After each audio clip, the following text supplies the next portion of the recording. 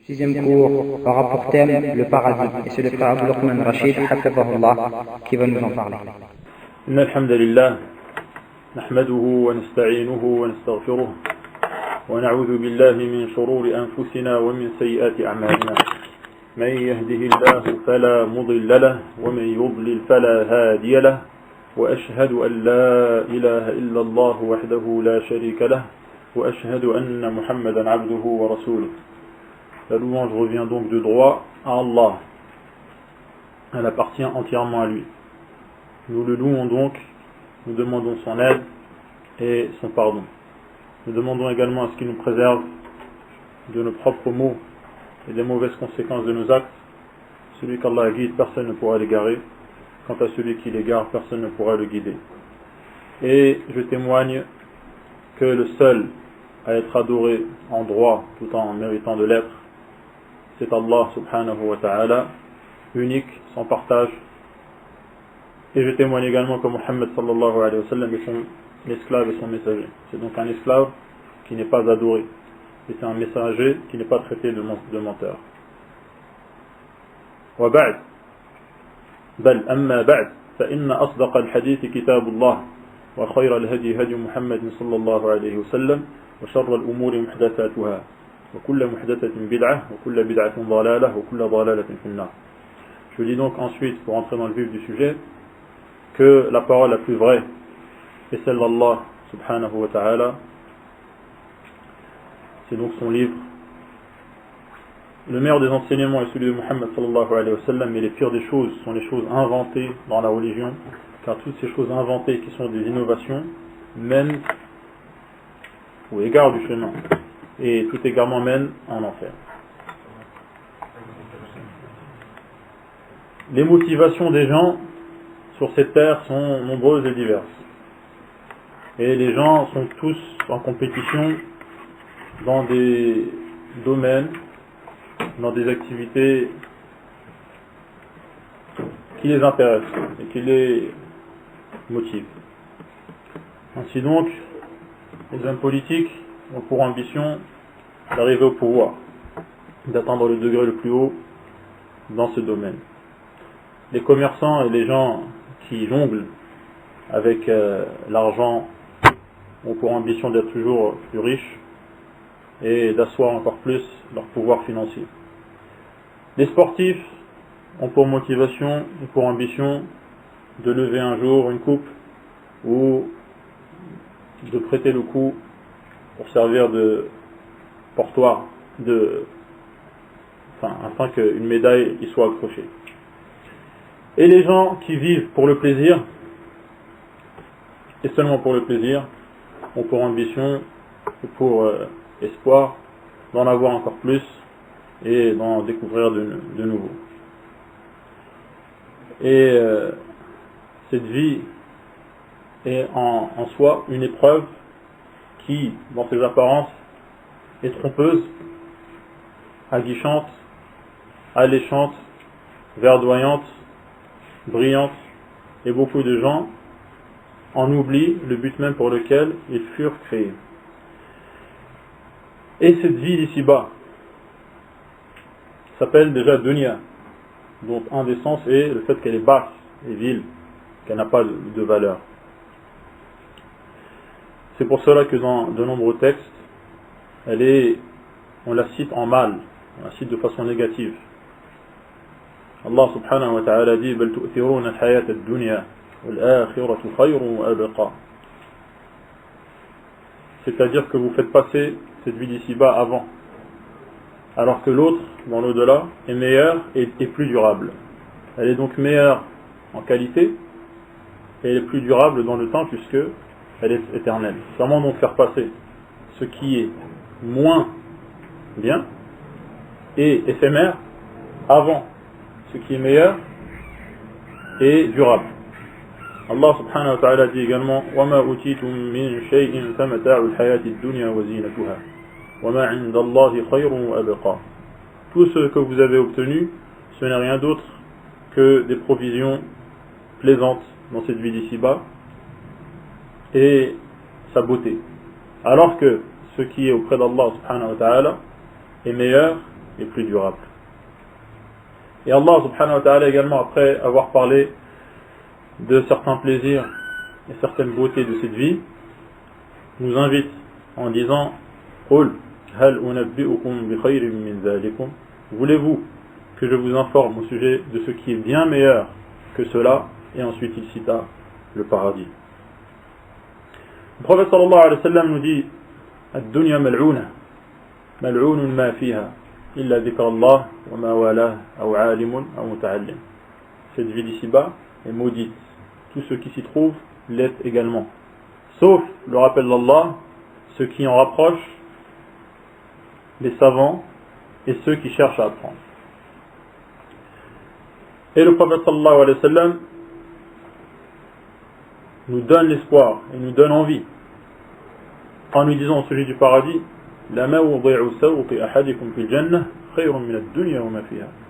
l'endroit où on pose son fouet, le fouet avec lequel on fait avancer sa monture, un bâton, une cravache, l'endroit où on pose cet instrument dans le paradis est meilleur que tout ce qui se trouve sur cette terre. C'est pour cela donc que les gens intelligents qui utilisent leur cœur et font fonctionner la raison qu'Allah leur a donnée s'attachent et n'ont d'autres vues et n'ont d'autres ambitions que d'atteindre ce paradis. Et ils vivent pour le delà, même si leur corps se trouve sur cette terre d'ici-bas. Ils sont donc complètement détachés par rapport à la matière qui se trouve ici-bas. Ils ne vivent que motivés par ce qui les attend après la mort. C'est ce qu'on appelle az-zuhd. Az-zuhd dont la définition est tark ma la yanfa' fil akhirah. Az-zuhd, qu'on traduit généralement par l'ascétisme, le détachement, c'est le fait de délaisser tout ce qui n'est pas utile dans l'au-delà, tout ce qui n'est pas utile après la mort. On rapporte que Omar ibn Abdel Aziz, que certains ont qualifié comme étant le 5e calife bien guidé, on rapporte donc qu'il a dit au sujet de sa personne qu'il était quelqu'un d'ambitieux. Il était quelqu'un d'ambitieux, et après avoir été donc émir, il est devenu calife. Qu'est-ce qu'il y a sur cette terre de plus haut que d'être calife d'un État? Et il a dit donc mon être, ma personne a cherché encore quelque chose de plus haut, puisque c'est quelqu'un d'ambition par nature, et il dit, et c'est pour cela que je me suis maintenant attaché à l'au-delà, et j'ai délaissé cette vie. Allah subhanahu wa ta'ala nous dit وَإِنَّ الدَّارَ الْآخِرَةَ لَهِيَ الْحَيَوَانِ. La dernière demeure, c'est-à-dire après la mort, puisqu'il n'y a plus d'étape après. L'être humain, comme vous le savez, passe par certaines étapes. Il est dans le ventre de sa mère, ensuite il naît, ensuite il grandit, ensuite il meurt, ensuite il est dans un monde intermédiaire, et ensuite il est ressuscité, et ensuite il n'y a plus d'étape, c'est l'étape finale. C'est donc ad-dar al-akhirah. Et Allah a dit à son sujet وَإِنَّ الدَّارَ الْآخِرَةَ لَهِيَ الْحَيَوَانِ. Al-hayawan, c'est-à-dire la véritable vie. La vie au sens, dans son sens véritable et complet, c'est la vie qui a lieu dans le paradis. Quant à la vie qui est la nôtre ici-bas, elle est imparfaite. Les gens meurent, les gens tombent malades, etc., etc. Les plaisirs qu'ils y goûtent sont accompagnés d'un malheur avant et d'un malheur après. Et de toute façon, même celui qui a atteint le summum du bonheur matériel, comment peut-il dormir sur ses deux oreilles alors qu'il sait qu'il va soit lui quitter ce bonheur en mourant, soit ce bonheur va le quitter si il fait faillite ou si il est victime d'un vol ou d'un stratagème de certains qui sont jaloux de lui. Et donc la véritable vie, le véritable bonheur est celui qui a lieu après cette vie. Les gens intelligents donc, comme je vous disais, ont compris cela. À leur tête, il y a les prophètes. Le prophète sallallahu alayhi wa sallam disait La aïcha illa aïshul akhirah.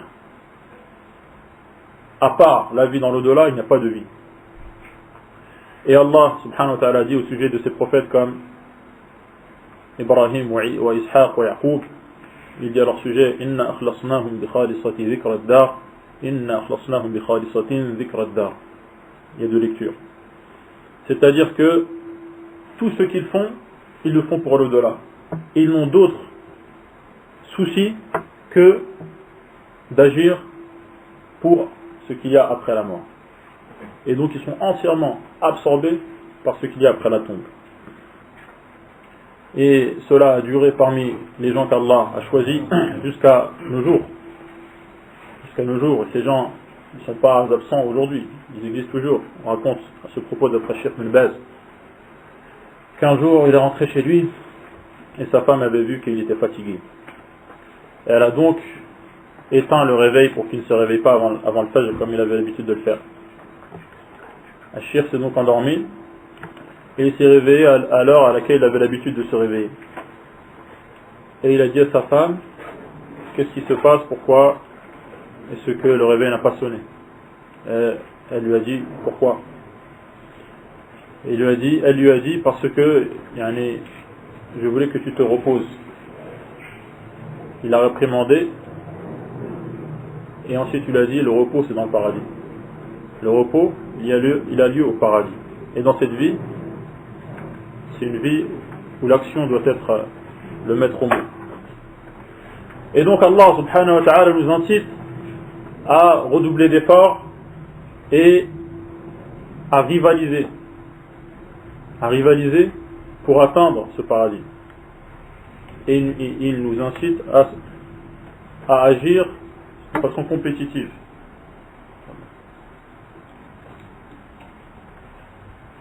Les gens sont dans une compétition afin d'atteindre les degrés les plus hauts. Allah subhanahu wa ta'ala dit, sujet du paradis, et la récompense qu'il a réservée à ses préférés, à ses alliés, à ses esclaves, au sens propre du terme. Il dit لِمِثْلِ هَذَا فَلْيَعْمَلِ الْعَامِلُونَ. C'est pour cela que ceux qui agissent doivent agir.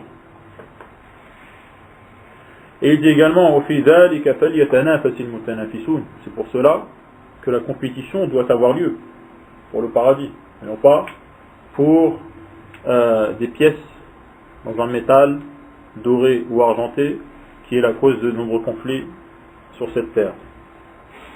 Et les gens dans le paradis occuperont des degrés différents en fonction de ce qu'ils auront fait et en fonction des actions qu'ils auront préparées pour l'au-delà. Et concernant cette compétition aussi, ils ne sont pas sur un même pied d'égalité. Certains ont pris les devants, ils sont en tête de peloton, d'autres font le strict minimum et d'autres sont à la traîne, complètement délaissés par les autres, qui les ont devancés. Allah subhanahu wa ta'ala dit ثُمَّ أَوْرَثْنَا الْكِتَابَ الَّذِينَ اصْطَفَيْنَا مِنْ عِبَادِنَا. Il dit donc qu'il a laissé en héritage le livre à ceux qu'il a choisis parmi ses esclaves, c'est-à-dire cette communauté. Et ensuite, il cite les différents degrés parmi les musulmans. Et il dit فَمِنْهُمْ ظَالِمٌ لِنَفْسِهِ وَمِنْهُمْ مُقْتَصِدٌ وَمِنْهُمْ سَابِقٌ بِالْخَيْرَاتِ. Certains sont injustes envers eux-mêmes, c'est-à-dire que ils ont délaissé certaines obligations ou ils ont commis certaines interdictions. وَمِنْهُمْ مُقْتَصِدٌ. D'autres font le strict minimum. Ils font ce qu'on leur demande et ils ne commettent pas de péché. Et d'autres ont pris les devants, c'est-à-dire qu'ils ont multiplié les actes optionnels en plus, ce qui fait ils ont occupé les premières places. D'autres ont devancé à cause ou grâce plutôt aux actes de bien qu'ils ont fait. Ibn al-Qayyim rahimahullah allume les braises du désir du paradis dans nos cœurs en disant فَحِيَّ عَلَى جَنَّاتِ الْخُلْدِ فَإِنَّهَا مَنَازِلُكَ الْأُولَى وَفِيهَا الْمُخَيَّمُ.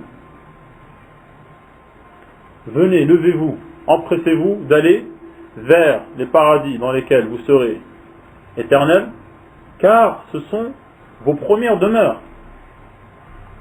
Il nous rappelle qu'au début on était tous, notre père était au paradis. Et Allah subhanahu wa ta'ala nous raconte à de nombreuses reprises dans le Coran l'histoire suite à laquelle Adam s'est retrouvé sur terre et donc nous également, en nous montrant les ruses qui ont été utilisées par le diable pour le faire sortir du paradis dans lequel il se trouvait. Et il dit ensuite, يعني ابن القيم لكننا سبي العدو فهل ترى نرد إلى أوطاننا ونسلم. Nous sommes en fait comme un butin de guerre, et nous sommes des prisonniers de guerre qui ont été éloignés des demeures qui sont les leurs à cause de shaitan. Est-ce que nous allons réussir à nous débarrasser de la situation dans laquelle nous sommes et à rejoindre nos premières demeures qui sont le paradis? Telle est la question. Et le chemin donc qu'il faut emprunter pour accéder à ce paradis, il n'y a pas le tapis rouge sur ce chemin.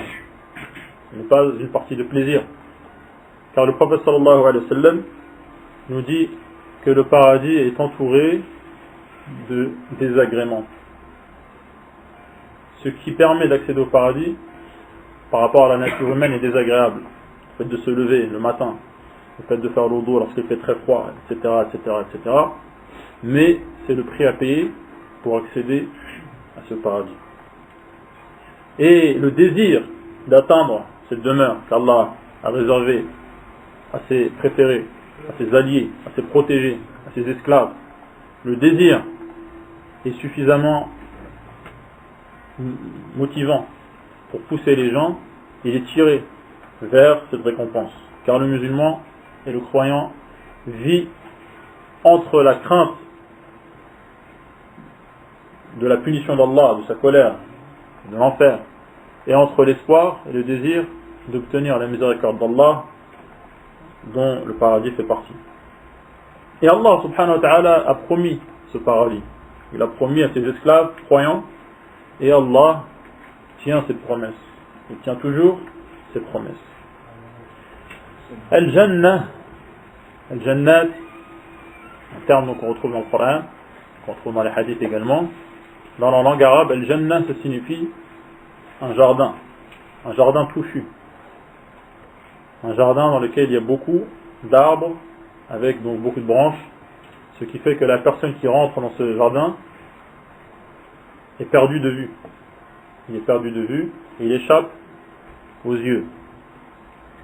Car en arabe, le terme Jannah, yani jim, nun, ça a pour sens global le fait de cacher une chose. Car de la cacher et de la dérober aux yeux. C'est pour cela que Al-Jinn s'appelle Al-Jinn, parce qu'ils échappent à notre vue. Innahu yarakum huwa wa qabiluhum haythu la tarawnahum. Comme Allah informe dans le Coran. Également Al-Junnah, c'est le bouclier derrière lequel on se cache. Et Al-Janin, c'est l'enfant lorsqu'il est dans le ventre de sa mère et qu'il échappe à l'œil nu. Al-Janan également, c'est le cœur. Et Al-Jannah, c'est le jardin donc touffu dans lequel se perd celui qui y entre.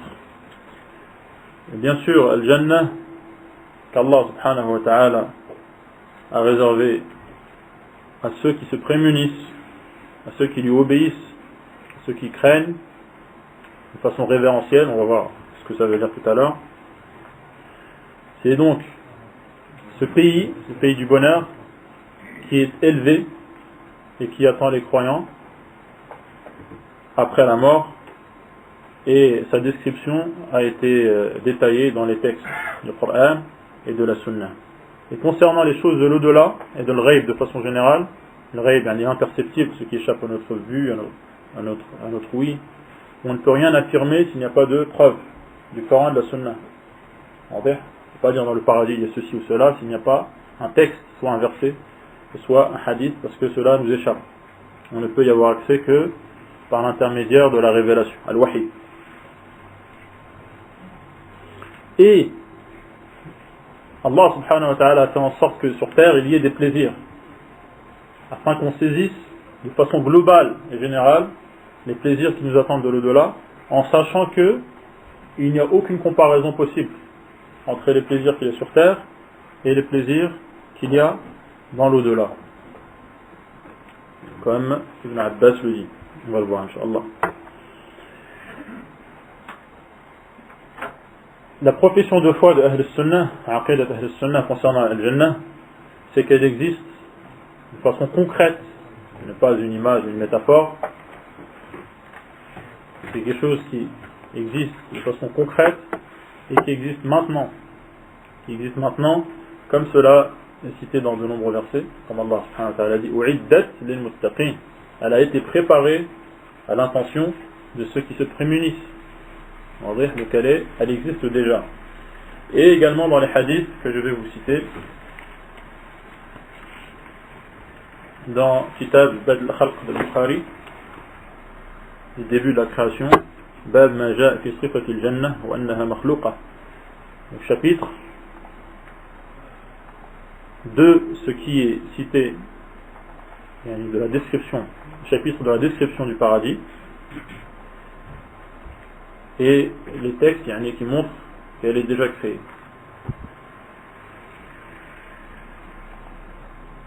عن عبد الله بن عمر رضي الله عنهما قال قال رسول الله صلى الله عليه وسلم إذا مات أحدكم فإنه يعرض عليه مقعده بالغداة والعشي.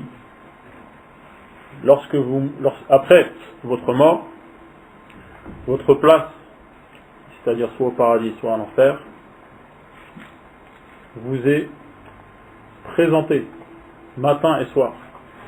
C'est-à-dire donc que ce paradis existe déjà. فإن كان من أهل الجنة فمن أهل الجنة وإن كان من أهل النار فمن أهل النار. Le prophète sallallahu alayhi wa sallam dit également dans ce hadith d'après Imran ibn Hussein, اطلعت في الجنة فرأيت أكثر أهلها الفقراء. Il m'a été permis de voir le paradis, où j'ai jeté un œil au paradis, et j'ai pu voir que la plupart de ses habitants étaient les pauvres. Dans ce hadith également de Abi Huraira, il dit donc, alors que nous étions avec le prophète sallallahu alayhi wa sallam, il nous a dit, Bayna ana na'im ra'aytuni fil jannah.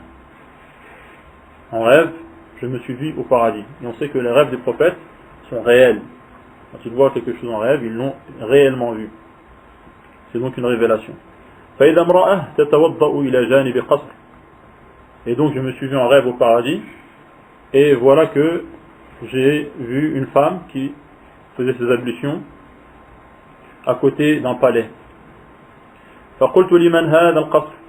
J'ai demandé à qui appartenait ce palais. فقالوا لعمر بن الخطاب. On m'a répondu à Omar ibn Khattab. فذكرت غيرته فوليت مدبرا. Et je me suis souvenu que Omar était quelqu'un de jaloux. Il y a une jalousie au sujet de ces femmes. فوليت مدبرا. Et donc j'ai tourné le dos. Je suis reparti. فبكى عمر وقال عليك أغار يا رسول الله. Et Omar s'est mis à pleurer. Il a dit, à ton sujet, est-ce que c'est à ton sujet que je serai jaloux? Yani, puis-je être jaloux te concernant au prophète d'Allah?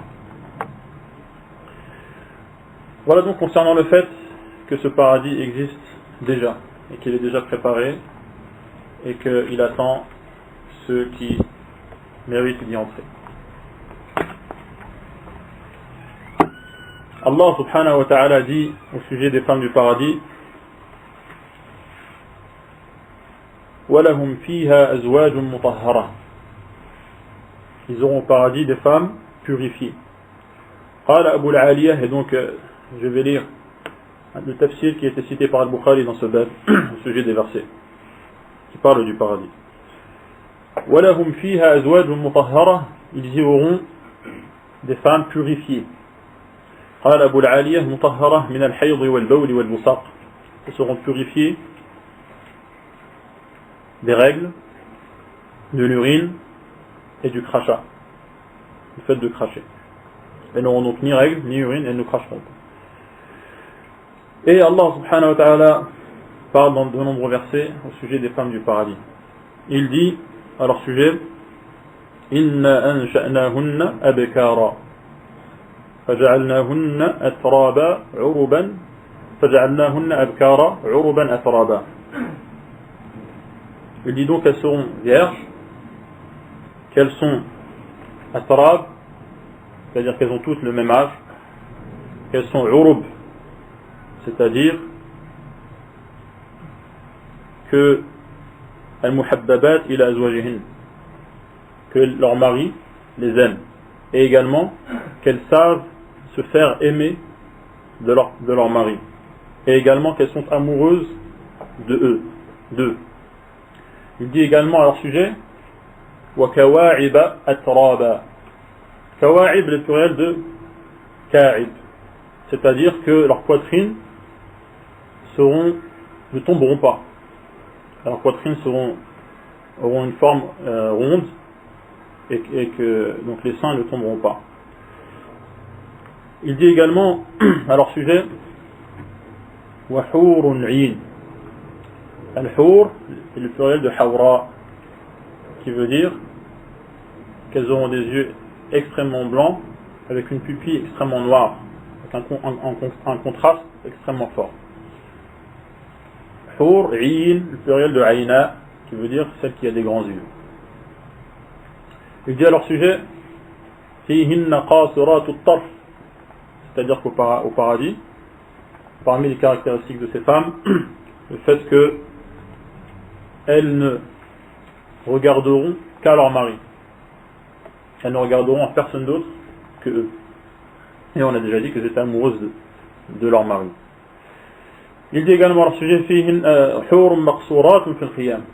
seront dans des tentes et qu'elles y seront de manière fixe. Et on parlera des tentes du paradis en citant un hadith bientôt, Inch'Allah. Les gens du paradis auront donc ce genre de femmes. Ils seront allongés et ils mangeront et buvront. Allah subhanahu wa ta'ala dit كلما رزقوا منها من ثمرة الرزق قالوا هذا الذي رزقنا من قبل وأتوا به متشابها. كلما رزقوا أي أتوا بشيء ثم أتوا بآخر. À chaque fois qu'on leur rapportera des sortes de nourriture les unes après les autres, قالوا هذا الذي رزقنا من قبل, ils diront c'est ce que nous avions l'habitude d'obtenir sur terre. Mais cela ressemblera aux fruits terrestres en apparence. D'accord? وَأُتُوا بِهِ مُتَشَابِهًا قال يعني أبو العالية يشبه بعضه بعضا ويختلف في الطعوم. Mais le goût est complètement différent. Le goût des fruits du paradis, de la nourriture du paradis est complètement différent. Il est dit donc qu'ils mangeront des fruits, toutes sortes de fruits, فيهما من كل فاكهة زوجان, de toutes sortes de fruits. Et certains exemples sont donnés comme al-mawz, yani al-talh, al-mawz, c'est-à-dire les bananes, si je ne me trompe pas dans la traduction. Et également ils mangeront de la chair d'oiseaux.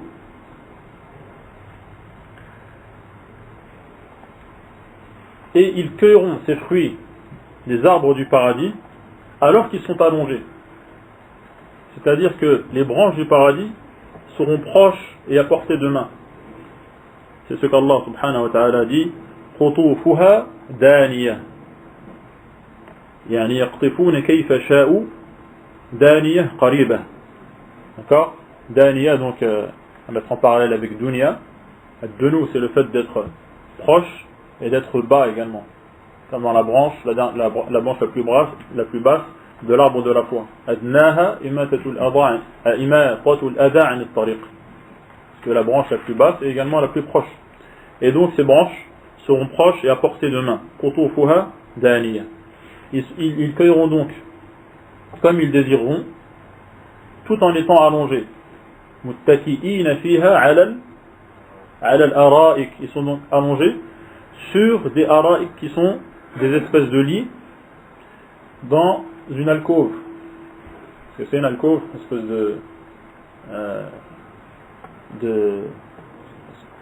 l'alcôve, c'est ce qui recouvre un lit, comme une espèce de tente par-dessus un lit. Et Allah subhanahu wa ta'ala dit au sujet de ces lits,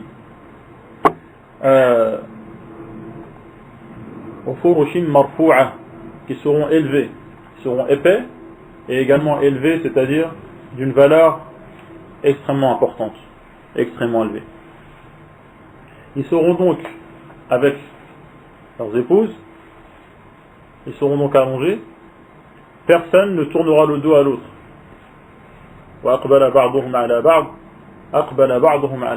Ils ne se tournent pas le dos. Tous font face les uns aux autres, tout en étant allongés sur ces lits dont je viens de vous faire la description. Accueillir comme ils désirent. Et à manger également de la chair d'oiseaux. Et le fait qu'ils mangent et boivent également ne signifie pas qu'ils ont faim. Tout ce qu'ils mangent et tout ce qu'ils boivent, ils le font par pur plaisir et non pas par besoin. Ils n'ont pas par besoin. C'est pour cela qu'Allah subhanahu wa ta'ala parle au sujet de leur nourriture au paradis, notamment, il parle de l'fakiha. L'fakiha, c'est ce qu'on mange non pas pour prendre des forces ou pour maintenir son corps, mais c'est ce qu'on mange par pur plaisir. Ils boiront donc ils auront des coupes pleines, et cette boisson, il y aura 4 sortes de rivières au paradis.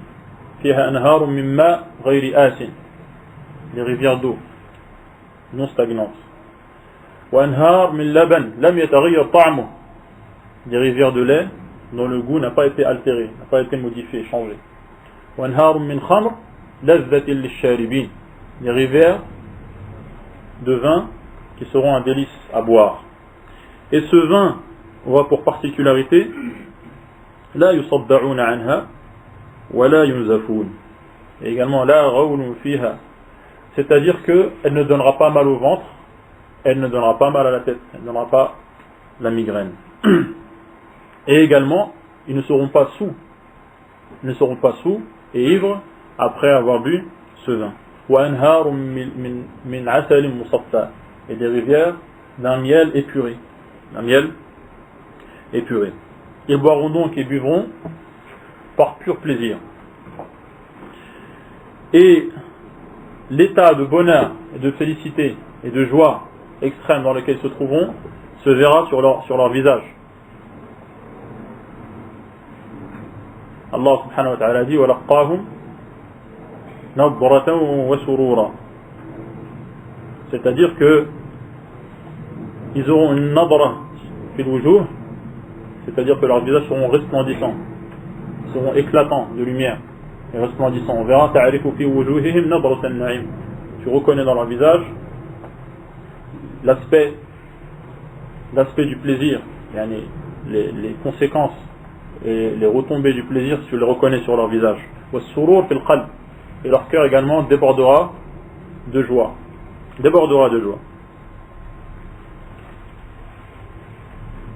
Allah subhanahu wa ta'ala parle au sujet de leur boisson toujours qu'ils auront un rahiq, c'est-à-dire un vin.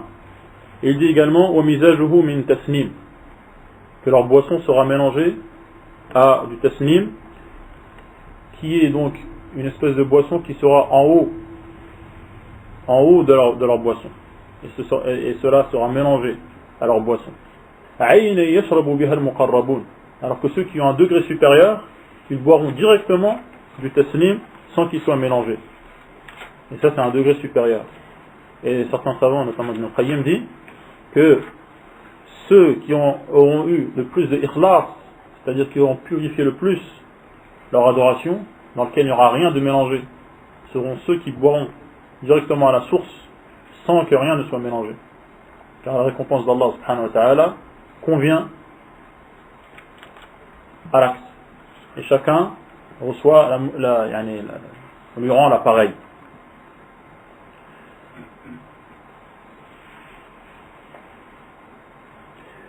Concernant donc ces rivières du paradis, oui, toujours concernant la boisson, khitamuhu misk. Khitamuhu misk. C'est-à-dire que la boisson, à la fin, il reste du musc. Il y a les résidus qui restent en bas de la boisson, comme dans certaines boissons, il reste des résidus en bas. Et le résidu qui restera à la fin de la boisson, après avoir bu, sera le musc, qui est le parfum bien connu. À propos des rivières donc du paradis, Allah subhanahu wa ta'ala dit fihima aynani naddakhatan, c'est-à-dire qui coulent avec abondance. Sur ces lits, ils seront accoudés sur des oreillers. Des oreillers qu'Allah subhanahu wa ta'ala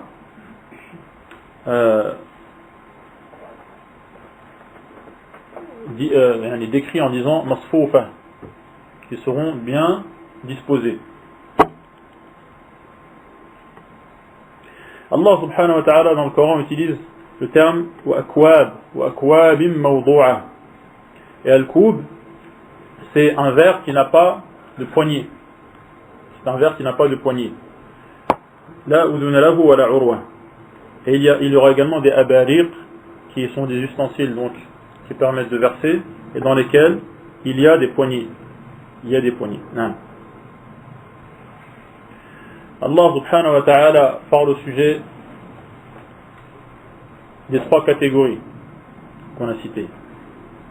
Et il dit subhanahu wa ta'ala فأما إن كان من المقربين فروح وريحان على فن سورة إيش الواقعة فأما إن كان من المقربين si donc cette personne qui meurt fait partie des rapprochés فروح يعني جنة ورخاء الروح c'est-à-dire le paradis et يعني la vie dans l'aisance dans le paradis وريحان الرزق يعني هذا من قول مجاهد الريحان الرزق c'est-à-dire tout ce qu'il va recevoir comme plaisir c'est ce qui est voulu par le terme rayhan.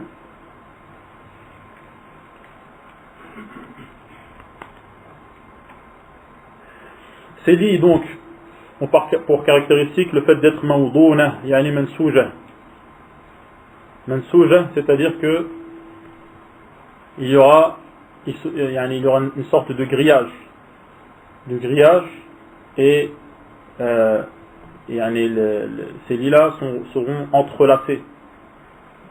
La matière de ces lits, ils ont été conçus de manière entrelacée. Concernant les hadiths qui se trouvent dans ce chapitre, le prophète sallallahu alayhi wa sallam dit, toujours donc rapporté par al-Bukhari, d'après Abu Bakr ibn Abdullah ibn Qais al-Ash'ari, عن أبيه أن النبي صلى الله عليه وسلم قال الخيمة درة مجوفة طولها في السماء 30 ميلا في كل زاوية منها للمؤمن أهل لا يراهم الآخرون. Il y a dans une autre version 60 ميلا. Dans le Coran, on sait que Allah subhanahu wa ta'ala a réservé à ceux qui entrent au paradis des tentes. Et ces tentes sont en fait dans une pierre précieuse, une perle qui est creusée. Elle est creusée et elle est d'une hauteur de 30 000 dans le ciel. Et dans chaque coin, l'habitant du paradis aura des femmes. Et la distance sera tellement éloignée que ceux qui sont dans ce coin ne verront pas ceux qui sont dans l'autre coin. Le prophète sallallahu alayhi wa sallam dit également à Abi Hurayra radiyallahu anhu قال رسول الله صلى الله عليه وسلم قال الله أعددت لعبادي الصالحين ما لا عين رأت ولا أذن سمعت ولا خطر على قلب بشر. Allah subhanahu wa ta'ala dit, j'ai réservé à mes croyants vertueux ce que personne n'a vu, ce que personne n'a entendu et ce que personne ne peut même s'imaginer au paradis. فَقْرَأُوا إِنْ شِئْتُمْ فَلَا تَعْلَمُ نَفْسٌ مَا أُخْفِيَ لَهُمْ مِنْ قُرَّةِ أَعْيُنٍ جَزَاءً بِمَا كَانُوا يَعْمَلُونَ. Ce verset a été cité dans Surat Al-Sajdah, lorsqu'Allah subhanahu wa ta'ala parle des croyants en disant تَتَجَافَى جُنُوبُهُمْ عَنِ الْمَضَاجِعِ, c'est-à-dire que leur flanc, leur côté, le côté de leur corps, s'éloigne de leur lit. Pourquoi faire? Pour prier la nuit. تَتَجَافَى جُنُوبُهُمْ عَنِ الْمَضَاجِعِ يَدْعُونَ رَبَّهُمْ خَوْفًا وَطَمَعًا. Ils invoquent leur Seigneur avec crainte et avec espoir. وَمِمَّا رَزَقْنَاهُمْ يُنْفِقُونَ, et ils donnent, ils dépensent de l'argent qu'Allah leur a donné. Quelle est la récompense? فَلَا تَعْلَمُ نَفْسٌ مَا أُخْفِيَ لَهُم مِّن قُرَّةِ أَعْيُنٍ. Personne ne saura la récompense qui réjouit les yeux, qui dilate le cœur. Personne ne sait quelle est cette récompense qu'Allah subhanahu wa ta'ala leur a réservée et a cachée pour eux. جَزَاءً بِمَا كَانُوا يَعْمَلُونَ, en récompense de ce qu'ils faisaient. Certains savants ont dit, ceux qui se lèvent pour prier la nuit, ils le font de façon comment? Est-ce que tout le monde le sait? De façon discrète. De façon discrète, et cela est, ils sont à l'abri du regard des gens. Et également la récompense qu'Allah subhanahu wa ta'ala leur a réservée correspond à leur acte qui est caché, parce qu'ils prient la nuit, et également la récompense qu'il leur a réservée, il l'aura caché pour eux. عن أبي هريرة رضي الله عنه قال قال رسول الله صلى الله عليه وسلم أول زمرة تلج الجنة صورتهم على صورة القمر ليلة البدر لا يبصقون فيها ولا يمتخطون ولا يتغوطون. Le premier groupe qui entrera au paradis sera à l'image de la pleine lune. Sera à l'image de la pleine lune.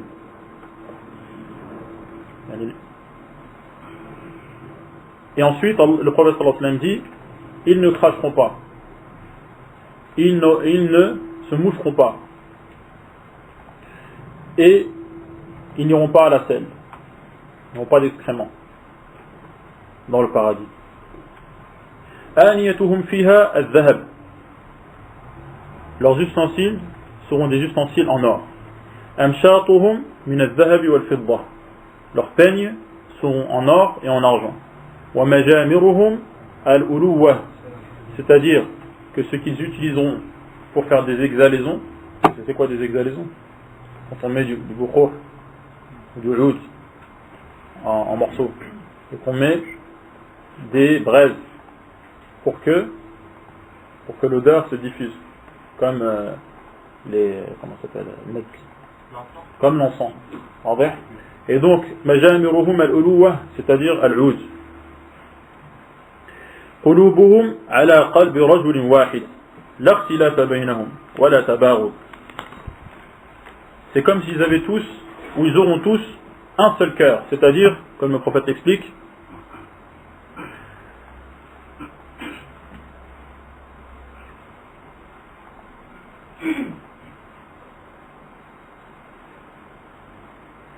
ils n'auront pas de divergence. Il n'y aura pas de divergence entre eux et ils ne se détesteront pas. يسبحون الله بكرة وعشيا, matin et soir, ils prononceront Subhanallah, tasbih, le fait qu'Allah subhanahu wa ta'ala est loin de tout défaut. Et avant cela, il y a urashhuhumul misk, c'est-à-dire que leur transpiration sera du musc. Wa likulli wahidin minhum zawjatan. Chacun d'entre eux aura deux femmes. Yura mukhu suqiha ou suqihima min wara'i al-lahmi min al-husn. Elles seront tellement belles qu'on verra la moelle de leurs os à travers leur chair, à travers leur peau.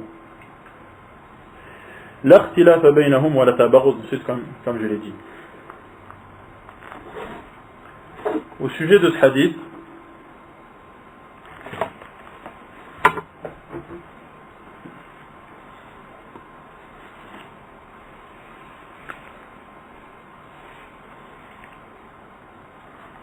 on a dit donc qu'il ne crachait pas et qu'il ne se mouchait pas et qu'il n'allait pas à la selle.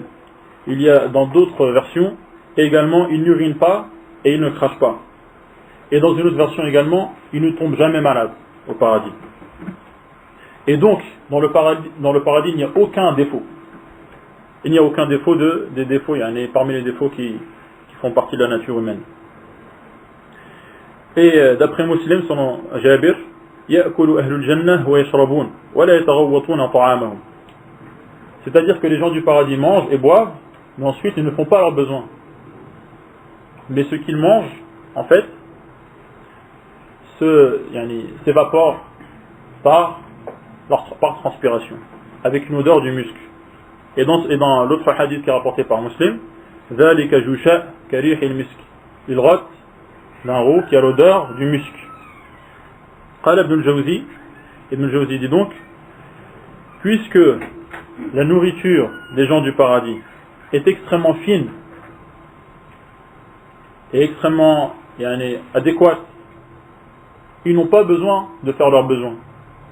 Leur corps n'a pas besoin de se débarrasser de certaines matières, puisque la nourriture des gens du paradis est entièrement fine et entièrement adéquate. Et c'est pour cela donc qu'ils s'en débarrassent par évaporation et également en rotant, et tout cela à l'odeur du musc.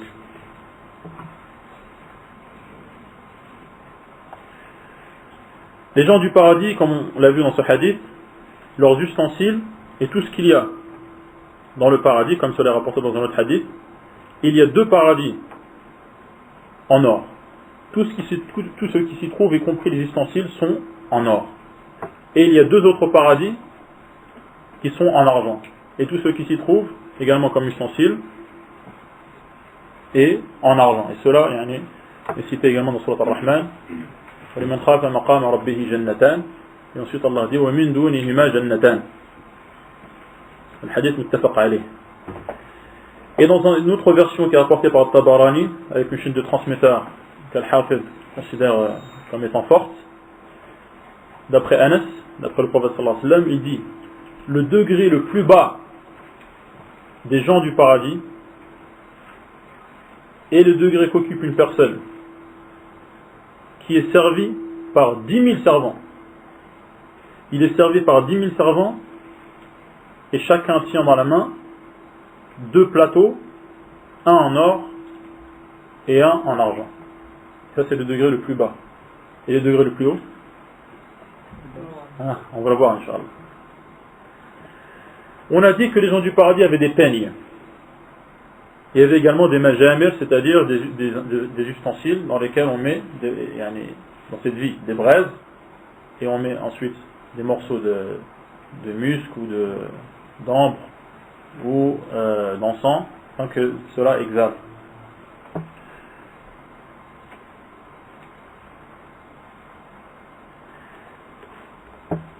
Et Al-Qurtubi pose la question suivante, ou plutôt répond à la question qu'on pourrait se poser. Il dit: les gens du paradis, pourquoi est-ce qu'ils auront besoin, ou comment est-ce qu'ils auraient besoin de peigne alors que leurs cheveux ne se salissent jamais et qu'ils sont imberbes, comme cela est rapporté dans d'autres textes. Ils sont imberbes. Et ils utilisent également le parfum, les exhalaisons, alors qu'eux-mêmes ont la meilleure des odeurs. Et la réponse est que les plaisirs dont jouissent les gens du paradis, c'est-à-dire ce qu'ils mangent, ce qu'ils boivent, les vêtements qu'ils portent, etc., sont en fait différentes sortes de plaisirs uniquement. Ils ne font pas cela parce qu'ils en ont besoin. Mais ce sont des plaisirs qui sont du même genre que ceux qu'il y avait sur terre, bien que la différence est incomparable entre les deux. C'est pour cela qu'An-Nawawi dit: وَمَذْهَبْ أَهْلِ السُّنَّةِ أَنَّ تَنَعُمَ أَهْلِ الْجَنَّةِ عَلَى هَيْئَةِ تَنَعُمِ أَهْلِ الدُّنْيَا. Les sunnites disent que les plaisirs qu'il y a au paradis sont du même genre, ont le même aspect que les plaisirs qui ont lieu sur terre. Mais le délice et ce qui est ressenti, il y a une différence incomparable entre les deux. Et en plus de cela, leur plaisir est ininterrompu.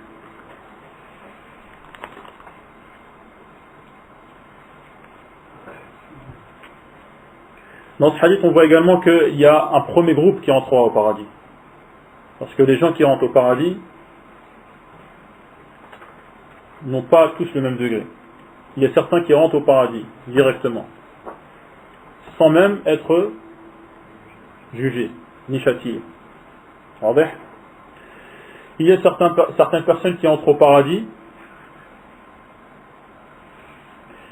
mais grâce à l'intercession du prophète sallallahu alayhi wa sallam, ou l'intercession d'une personne à qui Allah aura donné la permission, avant d'être puni et d'être châtié. Et certaines personnes entreront au paradis grâce à l'intercession ou grâce à la miséricorde d'Allah subhanahu wa ta'ala, après avoir été punis et châtiés au paradis, s'ils font partie des gens de la ilaha illallah et des gens du tawhid. Ils sortiront, mais après avoir été carbonisés en enfer, ils seront jetés dans une rivière et leurs corps repousseront et ensuite ils entreront au paradis. Car en effet, Allah subhanahu wa ta'ala est tayyib, il est bon. La yaqbalu illa tayyiba. Et il n'accepte dans la demeure qu'il a réservée et qui est proche de lui et dans laquelle il a ses alliés et ses esclaves, il n'accepte que ceux qui sont bons. Et donc ceux qui ont des péchés et qui sont salis par les péchés, ils ne pourront avoir accès à cette demeure. Il faudra d'abord qu'ils soient purifiés et lavés, et ensuite ils pourront avoir accès à cette demeure.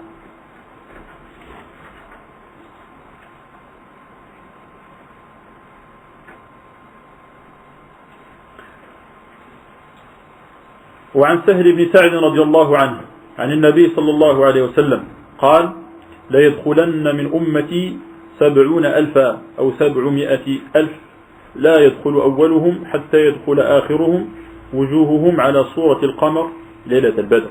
Et donc dans ce hadith, le prophète sallallahu alayhi wa sallam informe des 70 000 ou des 700 000 qui entreront au paradis, tous les premiers en même temps que les derniers, et dont les visages seront à l'image de la pleine lune. وعن قتادة قال حدثنا أنس رضي الله عنه قال أهدي للنبي صلى الله عليه وسلم جبة سندس وكان ينهى عن الحرير فعجب الناس منها فقال والذي نفس محمد بيده لمناديل سعد بن معاذ في الجنة أحسن من هذا. On a offert au prophète sallallahu alayhi wa sallam une jubba, une espèce de djellaba en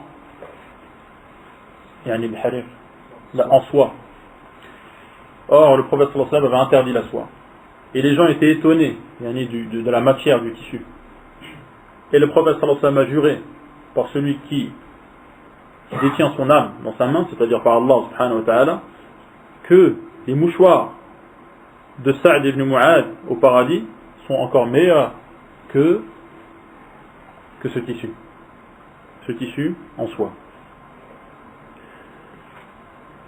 وعن سفيان قال حدثنا أبو إسحاق قال سمعت البراء بن عازب رضي الله عنهما قال أوتي رسول الله صلى الله عليه وسلم بثوب من حرير فجعلوا يعجبون من حسنه ولينه.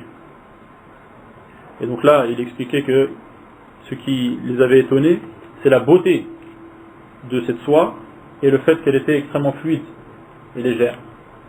Et le prophète sallallahu alayhi wa sallam leur a dit donc que les mouchoirs de Sa'd ibn Mu'adh au paradis étaient encore meilleurs que ce tissu. Dans le paradis, les gens ne seront pas sous le soleil, ils seront à l'ombre. Innal muttaqina fi dhilal wa uyun. À tel point que le prophète sallallahu alayhi wa sallam dit dans ce hadith qui est rapporté par Anas ibn Malik radiyallahu anhu عن النبي صلى الله عليه وسلم قال إن في الجنة لشجرة يسير الراكب في ظلها 100 عام لا يقطعها. Il y a dans le paradis un arbre sous lequel un cavalier, dans d'autres versions, un cavalier qui est lancé à pleine allure, et il ne peut pas, il sera toujours sous l'ombre de cet arbre pendant 100 ans. Alors son cheval est lancé au galop. Et dans l'autre hadith qui suit, وَقْرَأُوا إِنْ شِئْتُمْ وَظِلٍّ مَمْدُودٍ. Allah subhanahu wa ta'ala en parle dans le Coran, parce qu'il décrit le paradis en disant وَظِلٍّ مَمْدُودٍ, c'est-à-dire que l'ombre sera étendue. Le prophète sallallahu alayhi wa sallam dit également, d'après Sahl ibn Sa'd al-Sa'idi, قال رسول الله صلى الله عليه وسلم, on l'a déjà cité, موضع صوت في الجنة خير من الدنيا وما فيها. L'endroit où tu poses une cravache au paradis est encore meilleur que tout ce qui se trouve, tout ce qui se trouve dans cette vie d'ici-bas. Et dans l'autre version, وَلَقَابُ قَوْسِ أَحَدِكُمْ فِي الْجَنَّةِ خَيْرٌ مِمَّا طَلَعَتْ عَلَيْهِ الشَّمْسُ أَوْ تَغْرُبُ. L'endroit où tu poses, où la distance d'un arc au paradis est meilleure que toute cette terre. Toute cette terre, c'est-à-dire ce qui est illuminé par le soleil lorsque il se lève, d'accord, ou lorsque il se couche, il y a cette vie et ce monde.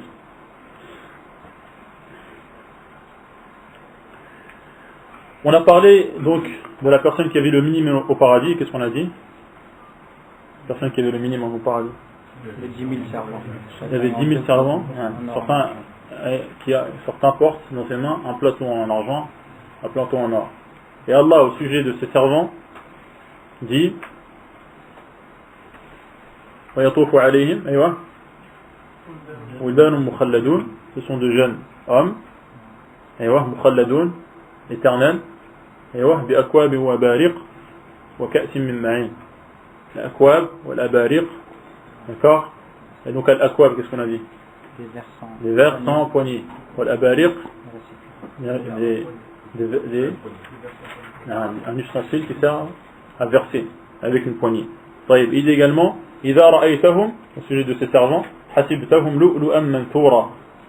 Lorsqu'on a une bourse pleine de bijoux et de pièces de pierres précieuses, et qu'on veut en montrer la beauté, eh bien on l'étale, on l'ouvre et on l'étale pour que cela brille et qu'on en voit la beauté. Et Allah subhanahu wa ta'ala, إذا رأيتهم حسبتهم لؤلؤا منثورا.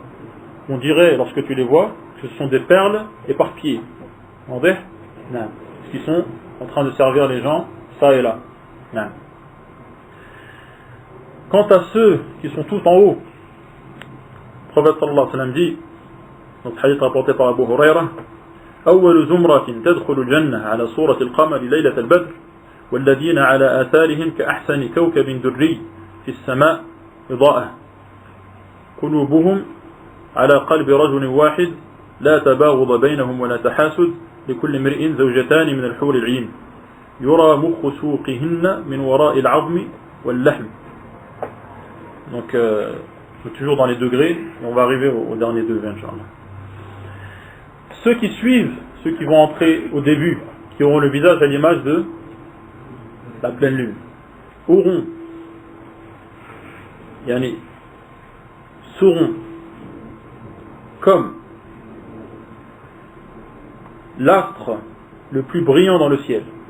Ils brilleront comme l'astre le plus brillant qui se trouve dans le ciel. Ils auront tous un seul cœur, c'est-à-dire qu'ils ne se détesteront pas.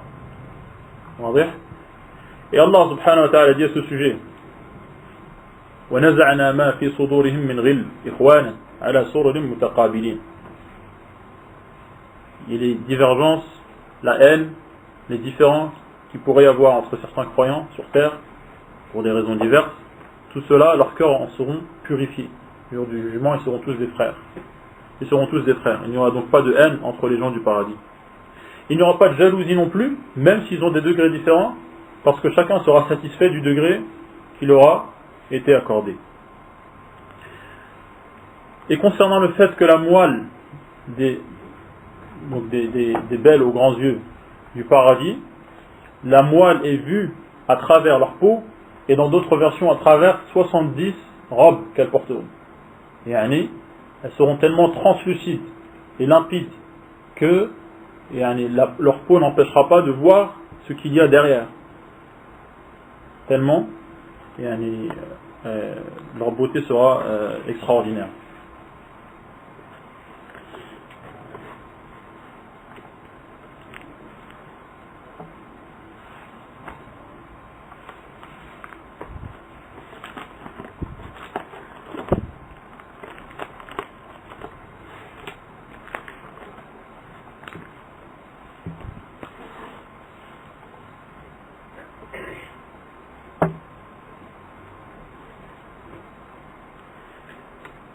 روى الترمذي أيضا عن علي مرفوعا إن في الجنة لغرفا ترى ظهورها من بطونها وبطونها من ظهورها فقال أعرابي لمن هي يا رسول الله فقال هي لمن ألان الكلام وأدام الصيام وصلى بالليل والناس نيام.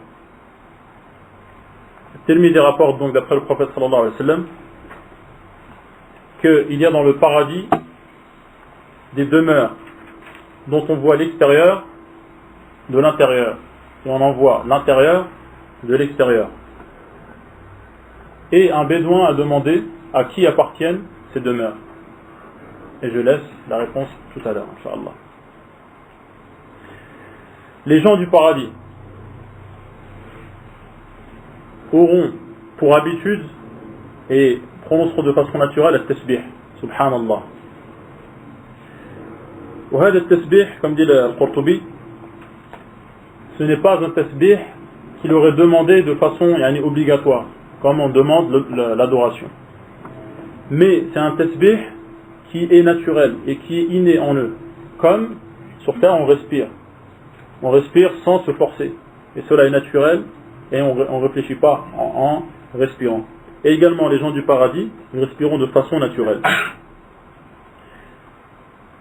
Et comme on respire de façon naturelle, et également on a besoin de respirer pour vivre, les gens du paradis également, comme leurs cœurs sont illuminés de la connaissance d'Allah subhanahu wa ta'ala et débordent de son amour, et bien ils ne cessent de mentionner et de citer celui qu'ils aiment.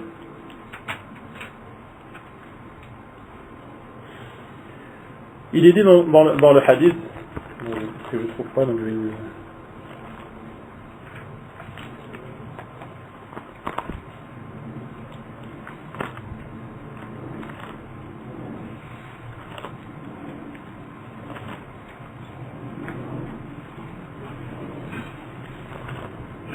Il est dit dans le hadith que les gens du paradis verront ceux qui les dépasseront, comme sur terre on voit les étoiles qui s'enfoncent dans le noir de la nuit.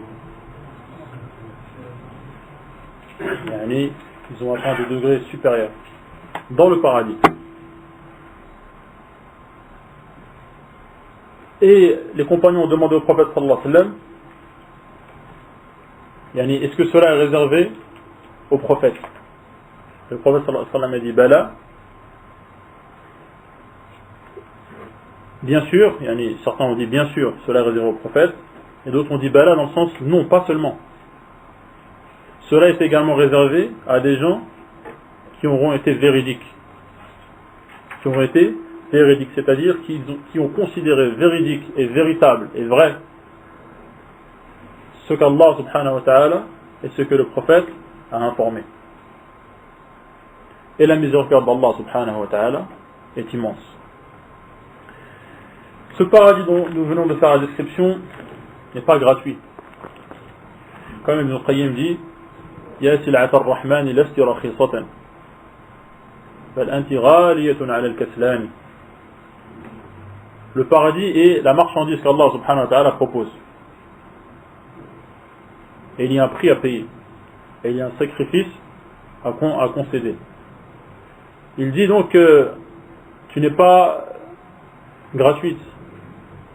Ton prix n'est pas bas. Au contraire, ton prix est élevé pour qui? Al-Kaslan. Ceux qui ne veulent pas fournir d'efforts, ceux qui sont paresseux, ils sont loin de remplir les conditions et de réunir ce qui leur permettra d'accéder à ce paradis. Ensuite il dit Ya sil'ata ar-Rahmani kayfa tasabbara al-'ushshaq 'anki wa hum dhaw imani. Il s'étonne en se disant comment est-ce que ceux qui sont amoureux de toi, ceux qui sont amoureux du paradis, comment ils font pour se retenir? Comment ils font pour se retenir et attendre donc après la mort, alors qu'ils ont la foi et qu'ils savent que tu existes et réellement. Il dit également Ya sil'ata ar-Rahmani laysa yanaluha fil alfi illa wahidun lasnani. Il n'y aura que 1 sur 1000 et non pas 2 qui auront accès à cette marchandise. Lorsque le jour du jugement, on demandera à ce que la partie vouée à l'enfer soit extraite des gens. Et on extraira 999 sur 1000. Et donc seul 1 sur 1000 entrera au paradis.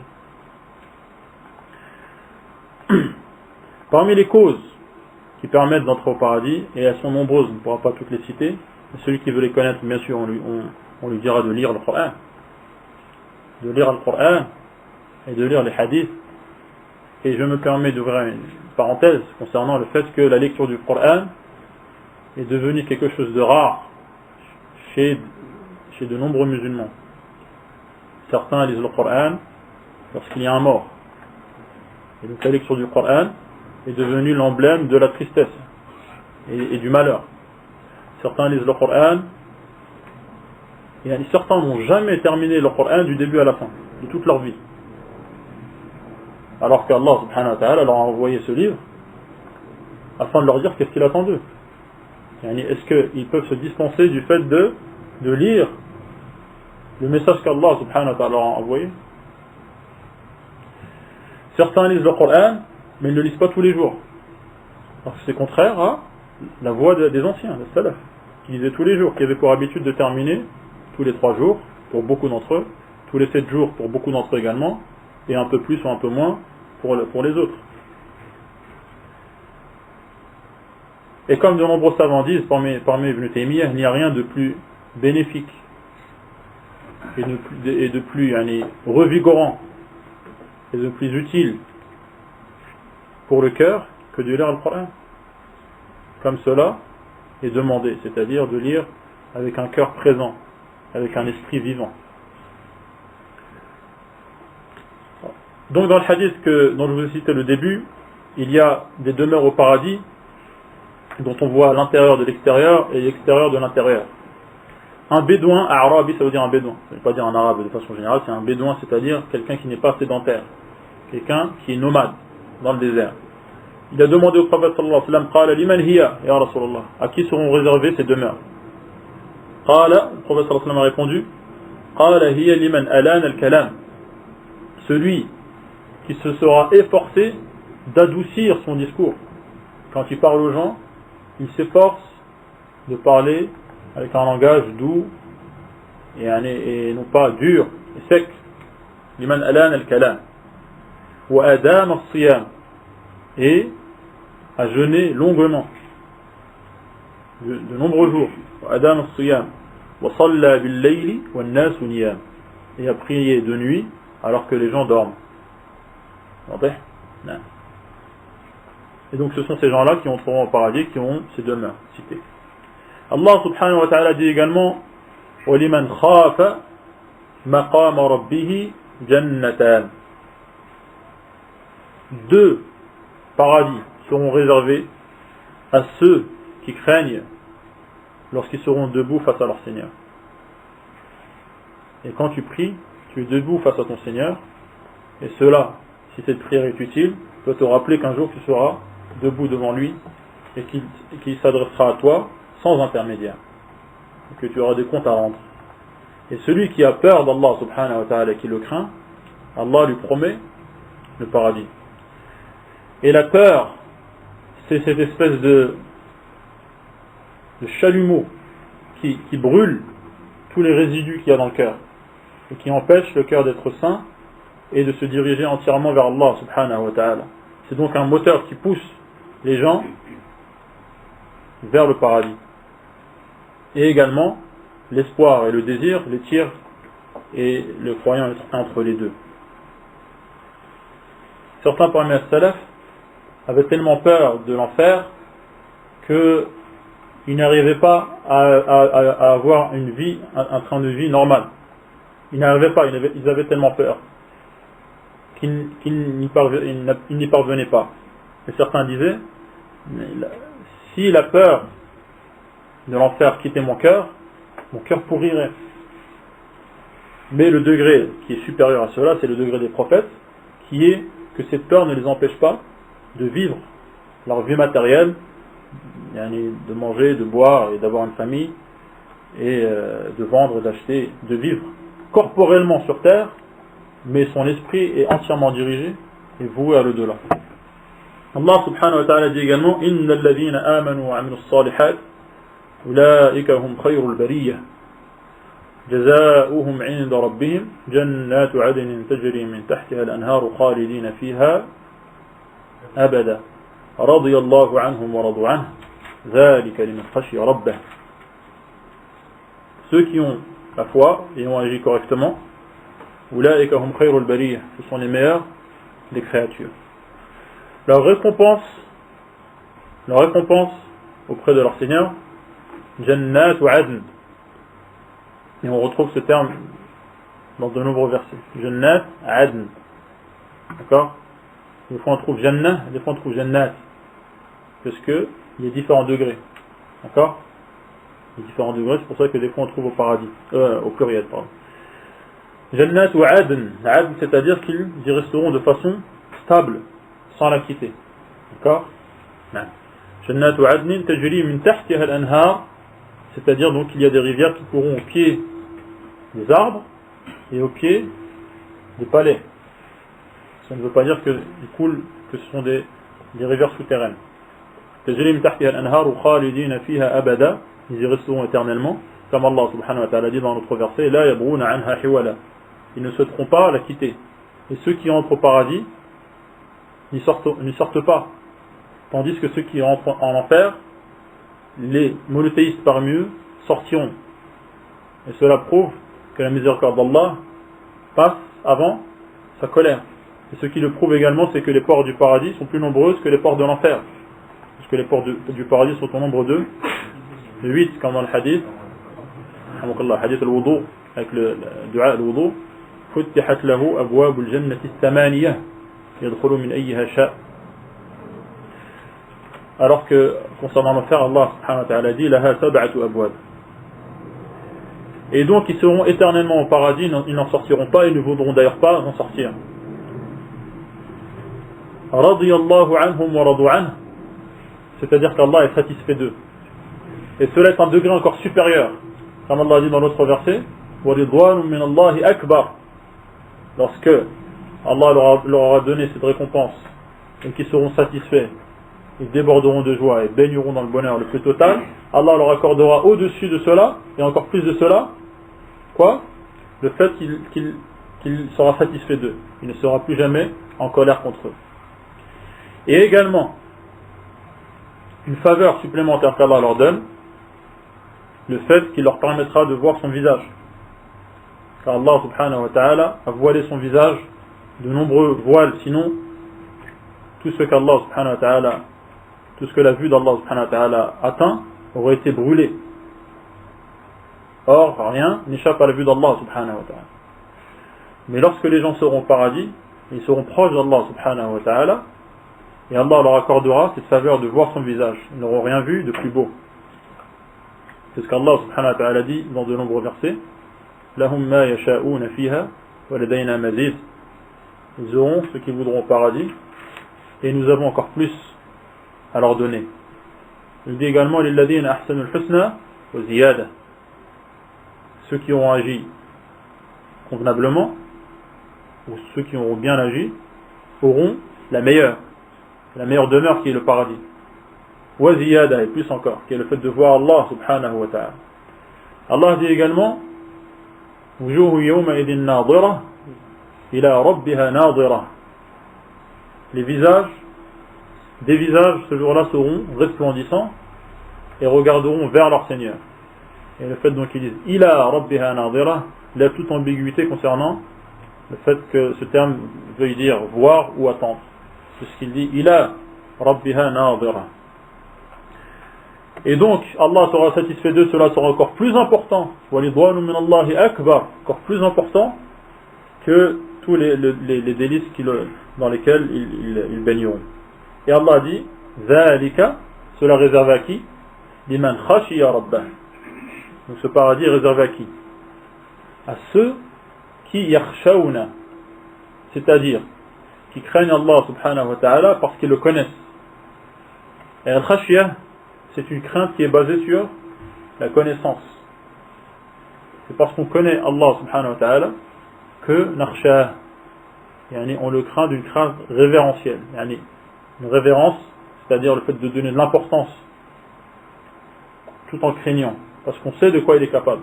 C'est pour cela que seuls les savants craignent Allah de cette crainte qui est al-khashiyah. Allah subhanahu wa ta'ala dit Innama yakhshallaha min ibadihi al-ulama. Seuls eux craignent Allah subhanahu wa ta'ala. Et donc, cela veut dire que le fait d'apprendre sa religion est une des causes qui donne accès au paradis. Puisque c'est la cause qui donne l'accès à al-khashiyah. Car seuls les savants atteignent ce degré. Et c'est effectivement ce que le prophète sallallahu alayhi wa sallam dit. Man salaka tariqan yaltamisu fihi ilma, sahhala Allahu lahu bihi tariqan ila al-jannah. Le chemin de la science, c'est le chemin du paradis. Et on a dit que le chemin du paradis était difficile, parsemé d'épines et de désagréments. Et également, le chemin de la science. Ce n'est pas de tout repos, ce n'est pas à la portée du premier venu. Il faudra verser des litres de sueur, il faudra passer des nuits blanches, il faudra se retrousser les manches, etc. etc. يقول الله سبحانه وتعالى وقيل للذين اتقوا ماذا أنزل ربكم قالوا خيرا. On dira à ceux qui se sont prémunis, notamment du shirk, ماذا أنزل ربكم, qu'est-ce qu'Allah a fait descendre? قالوا خيرا, ils diront du bien.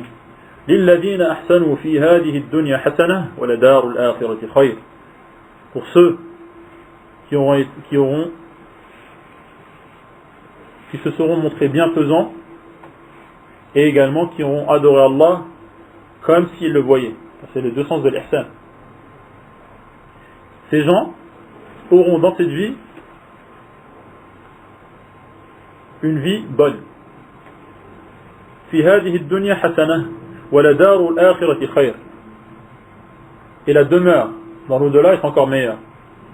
Donc cela veut dire que les deux ne sont pas incompatibles, premièrement, et cela nous indique qui entrera au paradis. وَلَا نِعْمَ دَارُ الْمُتَّقِينَ. Quelle belle demeure que celle qui est réservée à ceux qui se prémunissent. Donc ceux qui se prémunissent du shirk, qui se prémunissent des innovations, qui se prémunissent des péchés, ce sont eux qui entreront au paradis. Et ce sont également ceux qui adorent Allah comme s'ils le voient, car c'est le sens de l'ihsan comme cela rapporte dans le hadith Jibril. Et c'est également ceux qui sont bienfaisants envers les gens, par leur sourire, par leurs belles paroles, par le fait qu'ils pardonnent, par le fait qu'ils intercèdent en faveur des gens s'ils sont bien placés, ou s'ils ont le bras long, s'ils connaissent des gens. Tous ces gens-là sont ceux à qui Allah subhanahu wa ta'ala a promis le paradis. وَلَا نِعْمَ دَارُ الْمُتَّقِينَ جَنَّاتُ عَدْنٍ يَدْخُلُونَهَا تَجْرِي مِنْ تَحْتِهَا الْأَنْهَارُ لَهُمْ فِيهَا مَا يَشَاءُونَ. Ils auront tout ce qu'ils voudront. Tout ce qu'ils voudront, ça inclut tout, sans exception. Car Allah subhanahu wa ta'ala dit dans d'autres versets, lahum ajr ghayru mamnoun. La récompense qui sera donnée aux gens du paradis ne sera pas interrompue, d'accord, et rien ne les empêchera d'en bénéficier. Lahum fiha ma yasha'un kadhalika yajzi Allahu al-muttaqin. C'est comme cela, kadhalika al-jaza yajzi Allahu al-muttaqin. C'est comme cela qu'Allah récompense al-muttaqun.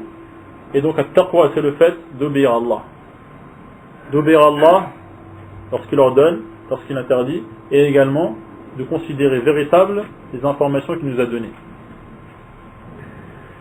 كذلك يجزي الله المتقين الذين تتوفاهم الملائكة طيبين يقولون سلام عليكم ادخلوا الجنة بما كنتم تعملون. Les anges donc recueilleront leurs âmes et ils seront bons, et ils diront, les anges leur diront, paix à vous, entrez au paradis, suite à vos actes, suite à ce que vous faisiez. جزاء بما كنتم تعملون. C'est-à-dire donc que le paradis est accordé à ceux qui entrent au paradis suite à leurs actes. C'est-à-dire que leurs actes sont des causes, sont une cause qui leur permet d'entrer au paradis. Mais leurs actes ne sont pas une contrepartie du paradis. Et tout ce qu'ils ont pu faire, même s'ils vivent 1000 ans en adorant jour et nuit, cela ne peut pas être une contrepartie à donner pour entrer au paradis. Cela ne vaudra jamais le paradis. Mais cela est une cause pour entrer au paradis grâce à la miséricorde d'Allah subhanahu wa ta'ala, comme le prophète en a informé, que personne ne rentrera au paradis en contrepartie de ses actes. Même le prophète sallallahu alayhi wa sallam. Nous tous entrerons par la miséricorde d'Allah subhanahu wa ta'ala.